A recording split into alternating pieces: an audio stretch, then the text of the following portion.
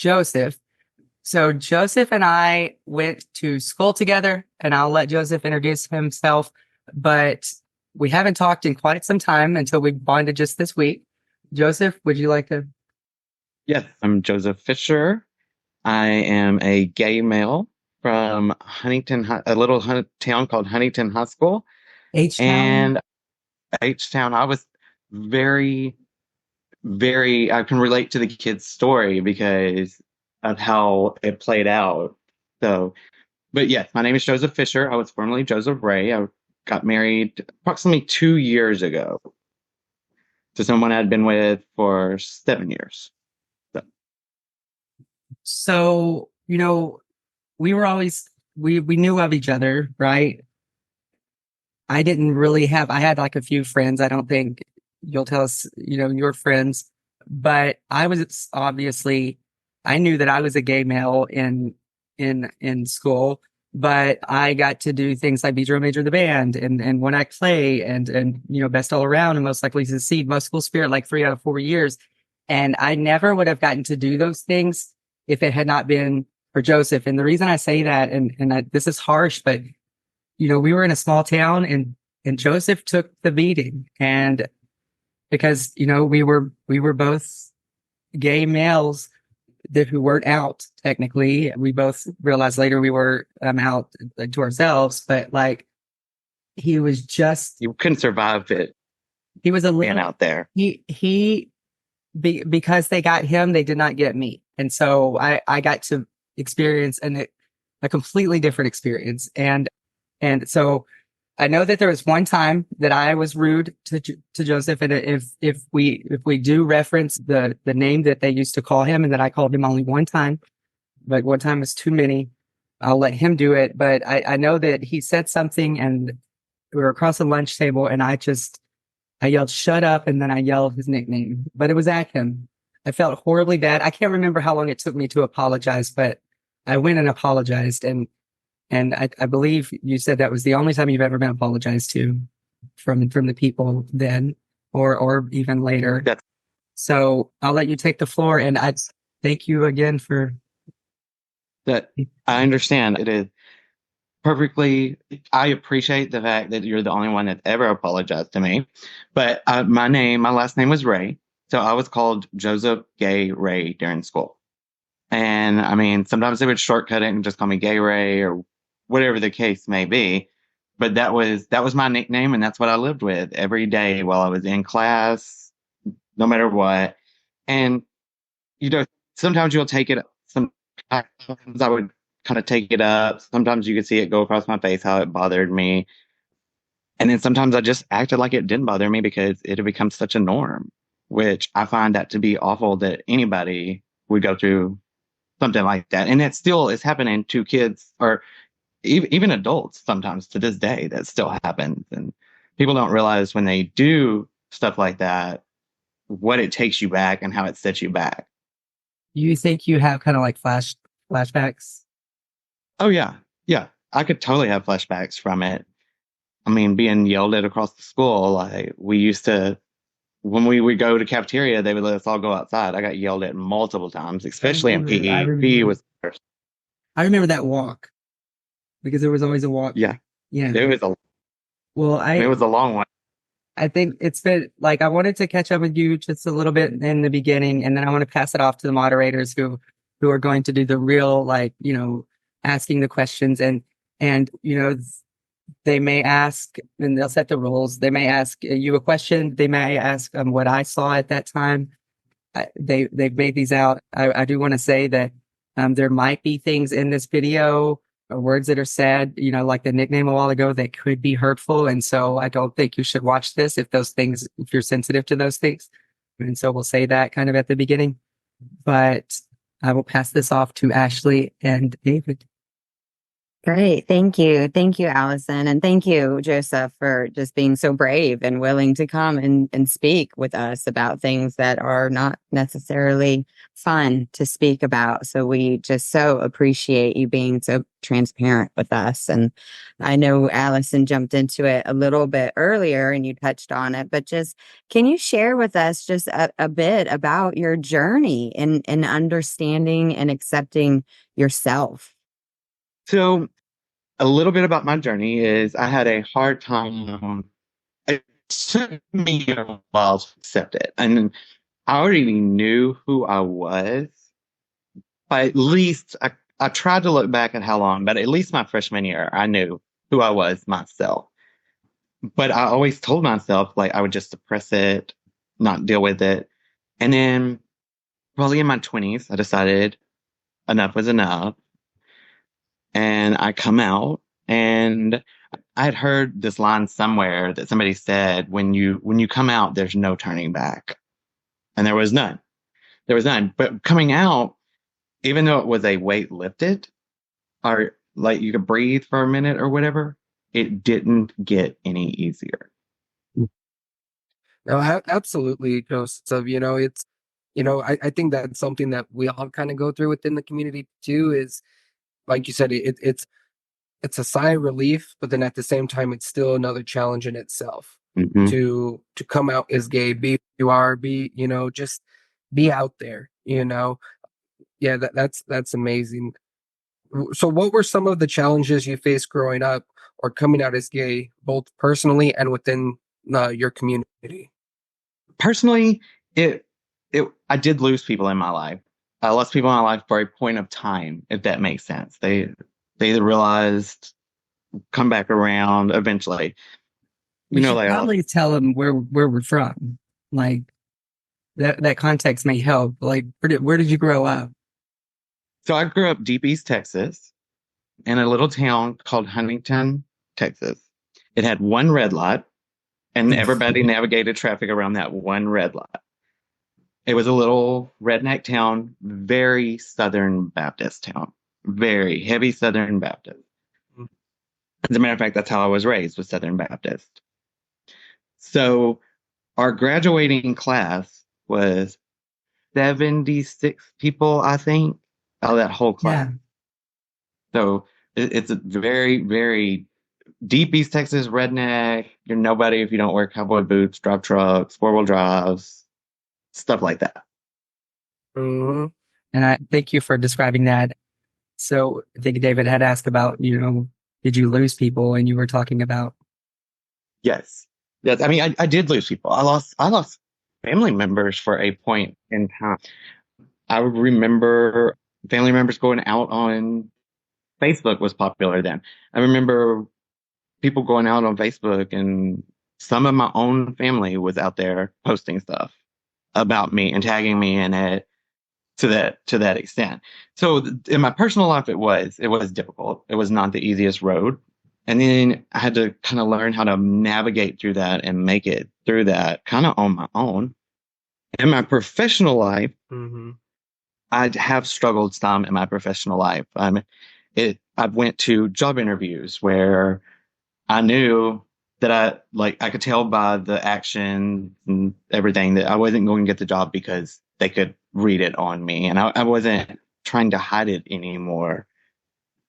I have struggled in a career with getting into companies that would accept me.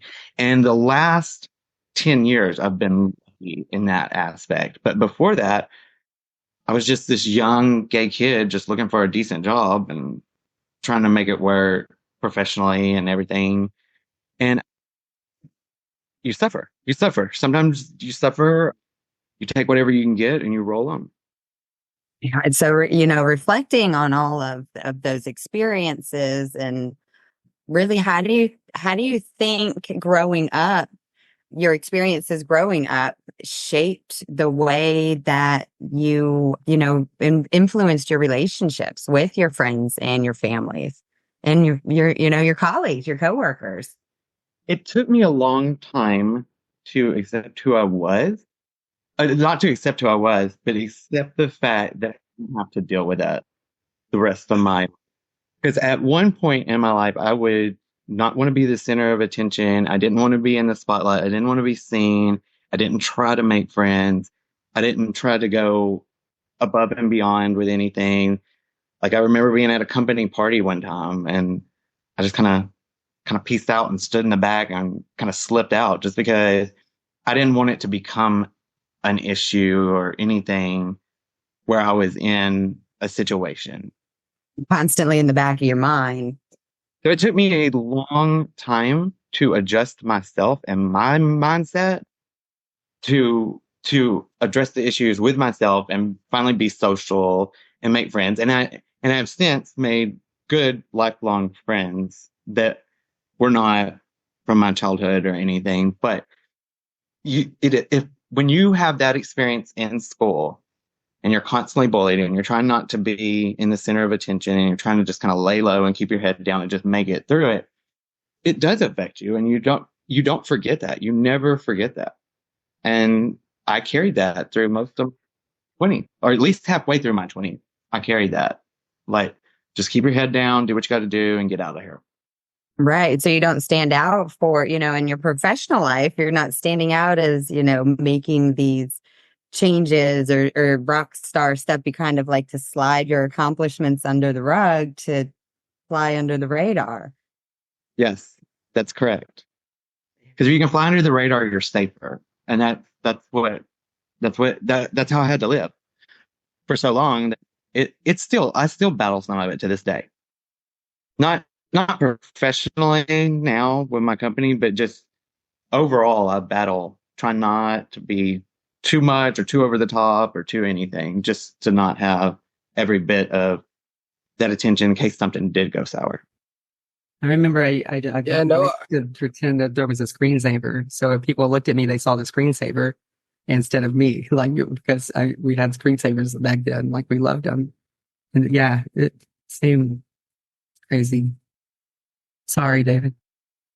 No, you're fine. And then like even for myself too, like it is hard to adjust, or be your full authentic self. Even now, it's just one of those things, like you said, it's better to stay under the radar at times than it is to just, be who you are, and it's unfortunate that we still kind of live in that type of society now, or still, I guess, but I guess hopefully this is the progress we're making with, the pride movement and, just being more inclusive and stuff like that. Hopefully that will be a thing of the past in the next, 5, 10 years, 15 years, I'm an optimist, but can I ask the obvious question? Are we making progress? If a kid just got beaten and died just for being who they were? It's headlines. A non-binary child that got murdered in Oklahoma is making national headlines. I mean, yeah, they wouldn't have made headline before. You're right. Yeah. And it's sad he had to pay that price. That's a good way to look at it. I do think we are making progress. I do think there's still a lot that is not progressed out there, but I will say just kids these days, like, they don't care. Like, me and Allison were talking, like, it's a different world. Like, we could not have done. Yeah. They just do what they want to do, and you either like it or you don't. And that's bravery on a part, because I would have went home. I could have possibly been that kid. Yeah. Could have easily happened.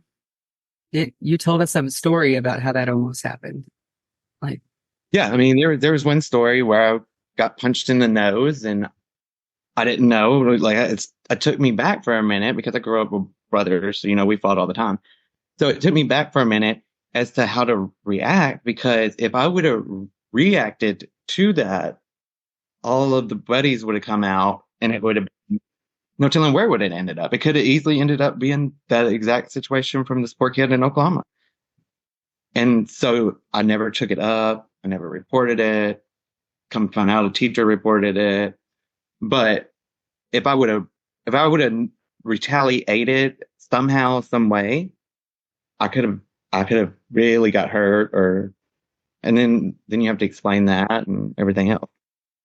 I just realized that you were the oldest of the brothers in your family, right? Yeah. I had an older brother. So that was another thing that I had that there was a time they were doing a pep rally and somebody threw a ball and hit me because we were blindfolded and they laughed. My brother came and got the ball and threw it right back at him and hit them, because he was like this chalk. And you didn't have that either. Like I feel so bad that I didn't sit with No, you.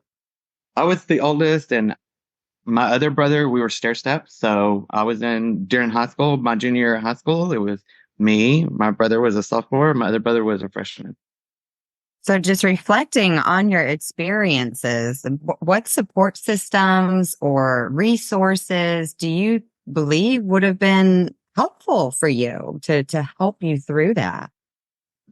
I think the whole Pride movement, because I did not even really back then know it existed. I didn't know there was a community out there that you could reach to. I didn't know there were helplines.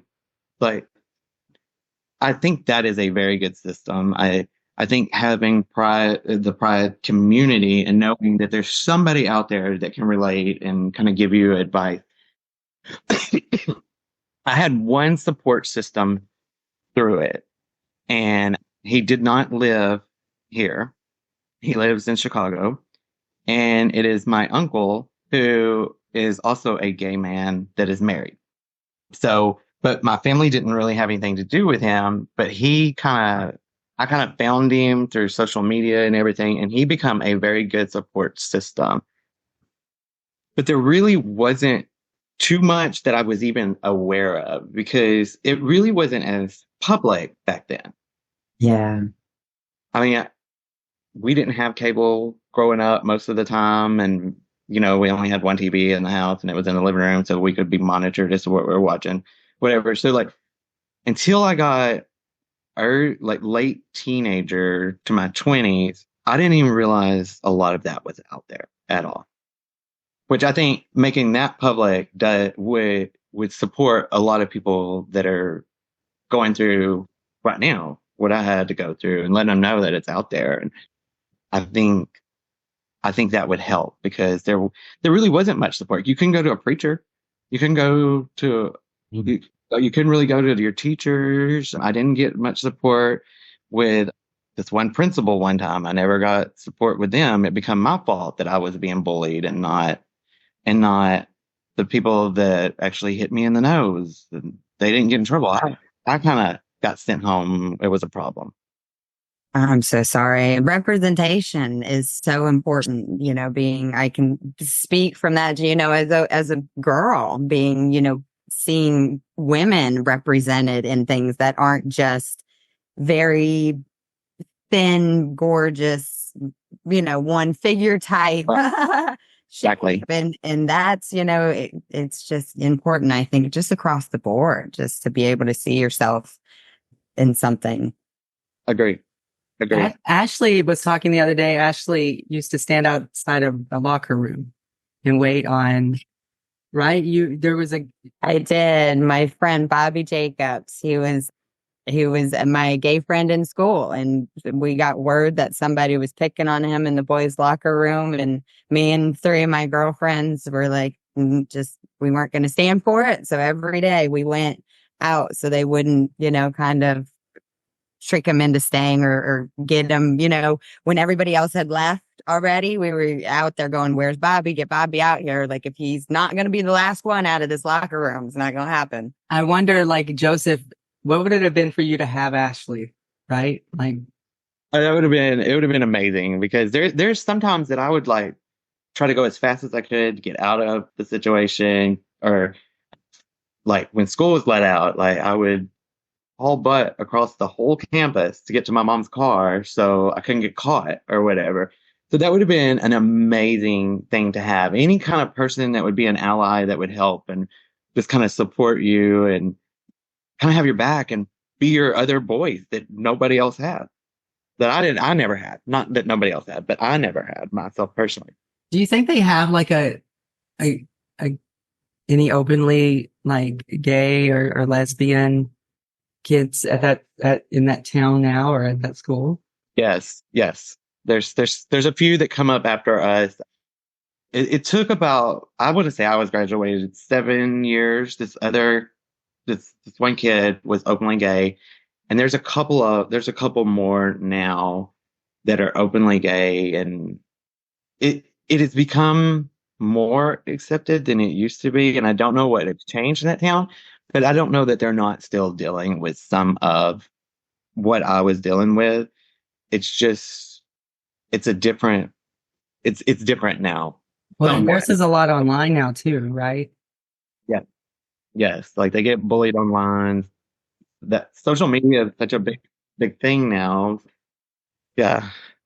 Well, you can filter those hate messages right out of your social media because I had to look Yes. for keywords and it filters them out. Every once in a while, somebody will make it in, and I might banter with them and I might not, but yeah. So the other day, somebody posted something that we went to school.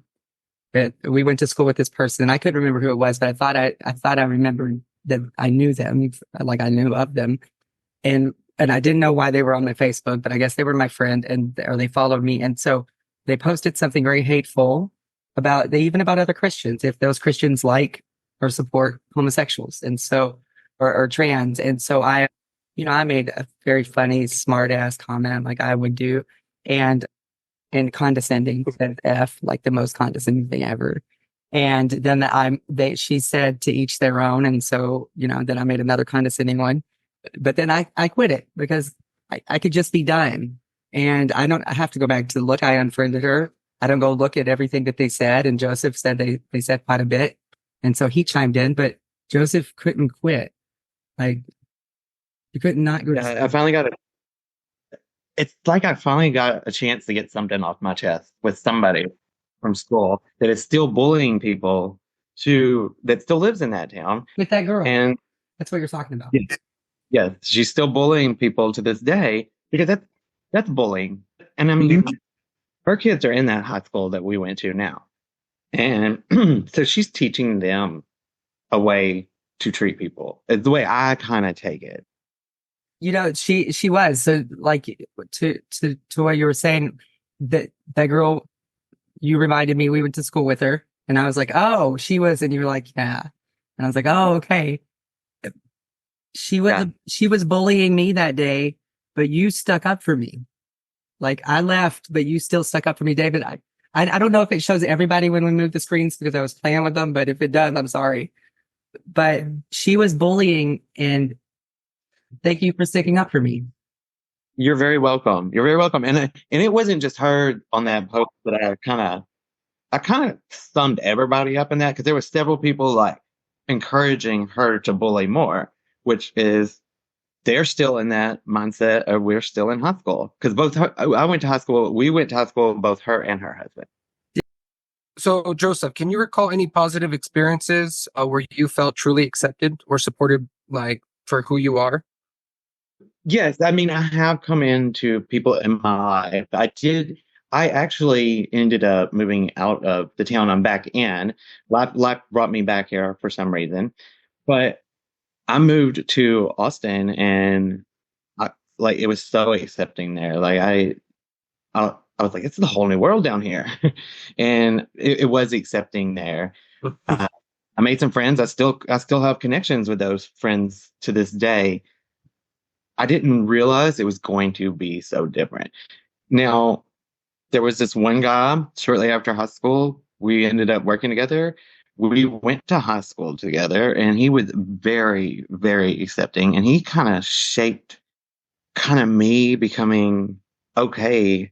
And he didn't like know what he was doing, but he was so accepting, and he was 1 year younger than me, and we ended up working like side by side desk almost. And he helped me be okay, come out, breathe, be okay to admit what you want, just be yourself. So there is that one person that sticks out, but that was after we had all graduated. It had to be like a year or so after. Mm-hmm. That's lovely. Alex and I were talking the other day about, having that one person that does help us find our own voice, whether they know that they're doing it or not. And it was hard for me to adjust myself to find my own voice because I was so busy trying not to have a voice and not be in anything. So when you have somebody that's like, it's okay to do this, It's okay. Whatever the worst case scenario will be, you will pull your head up and make it through it. And it is nice to have that person. And I've had several over the course of my life, and actually have a very good set now that are like, I told them about what me and Allison was dealing with on this Facebook. And actually, my friend's out doing the interview with y'all, and she's like, good, come on, get over here, do it. And I've gained a lot over the course of time and years, and I realize there are people, even in this small town, that are more open-minded now than ever. And I I guess I kept out of the limelight so long, I didn't seek that out. And how they found me, I'll never know, but they did. So, what advice would you give? You have this platform now. Would you give to, just educators, managers, friends, anybody that want to create more inclusive and supportive environments? I would say, like, be equal. Like, be equal no matter what, and don't be judgmental. Like, you got to be equal, and you got to, whatever anybody's decision is, no matter what the scenario is, what their decision to be is should not affect anything. And if you're going to be an educator or a supporter or something like that, you have to look at every side of the story. Like, there's, and certain things shouldn't matter, and whatever it is, but you have to look at every side of the story, and you never know what somebody's going through that they're not telling you. Yes, there's always more to the Something, yeah. story. And then looking towards the future, Joseph, what changes or progress do you hope to see in today's society towards the LGBTQIA plus community?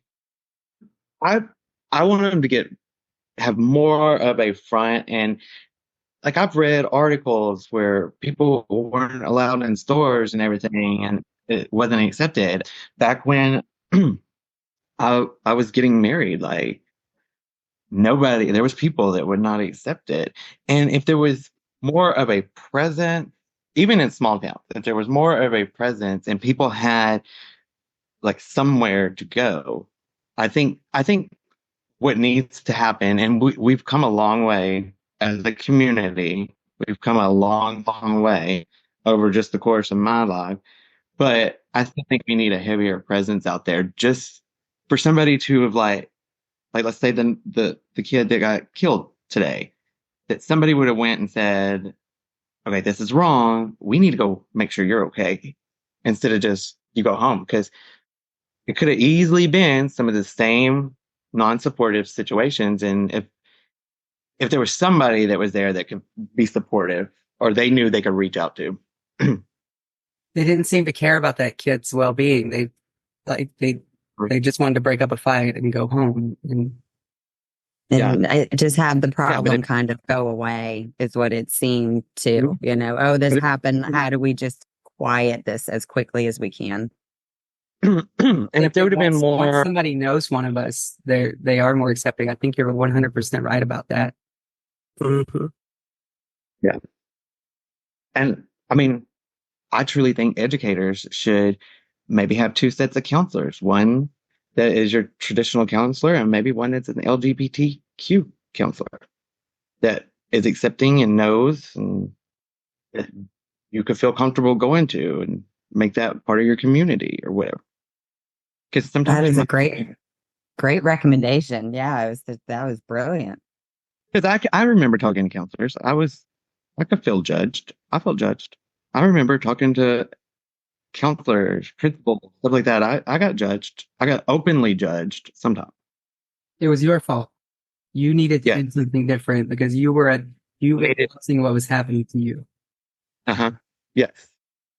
That is not creating an inclusive environment. No, not at all. It's funny, like, you can go to we'll say Dairy Queen because we're from East Texas. You can go to a Dairy Queen and they have the best blizzards, right? But then you go to the next Dairy Queen and the blizzards are crap, and they've always been crap. And it's the leaders in the Dairy Queen, right? If they make good blizzards, if they don't make good blizzards, if they have good product, it's the leaders that are leading the school that did not give Joseph that great experience. there could have been a school right next to us where you just had one counselor who cared. And Mhm. Yeah. Yeah. I mean, Yeah. I'm sorry, I didn't mean to cut you off.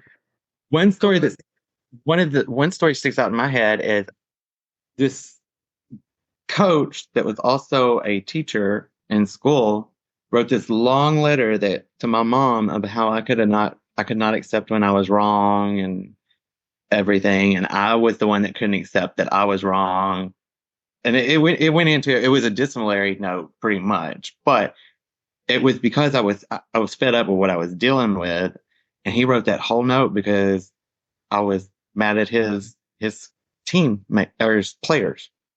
And I'll never forget that note. My mom read that note in front of my grandfather, and it drove me insane. that was out in that building that was like all the trailers that were put together. Yes. I Yeah. remember when you got mad. I had forgotten about that until just now. You got really mad, Yeah. I got to a boiling point.